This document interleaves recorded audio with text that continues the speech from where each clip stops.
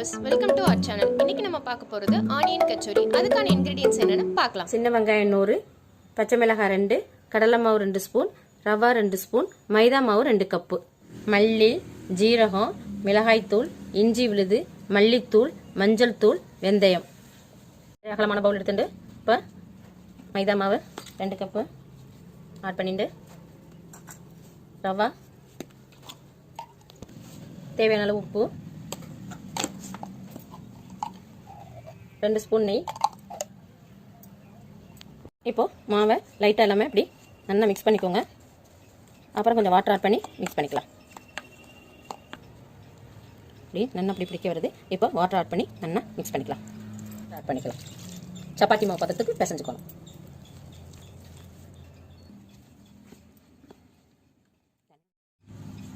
கொஞ்சம் ஆயில் விட்டுப்போம். ஏன்னா மாவு வந்து சில நேரம் மைதா மாவு கொஞ்சம் பிசு பிசுப்பு தன்மை கொடுக்கும். அதனால கொஞ்சம் ஆயில் சேர்த்துப்போம். இது நல்லா 20 மினிட்ஸ் வந்து ஊறட்டும். இதுக்குள்ள வைக்கிற நம்ம ஸ்டஃப் ரெடி பண்ணிப்போம். பாருங்க, சூப்பரா வந்துடும்.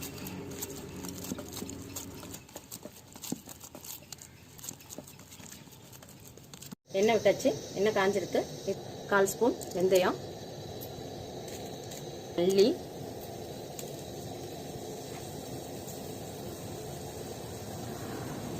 கால் ஸ்பூன் ஜீரகம், கிரீன் சில்லி,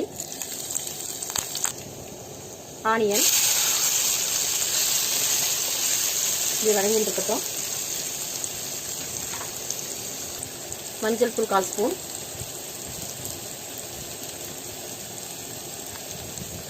மல்லித்தூள் 1/2 ஸ்பூன்,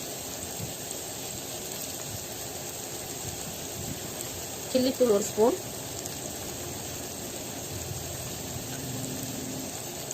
இஞ்சி விழுது 1 ஸ்பூன்,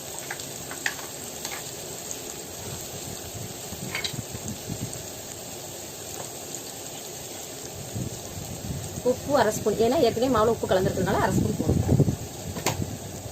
எல்லாத்தையும் கலந்து நல்லா வதக்கணும். நல்லா வதங்கட்டும்.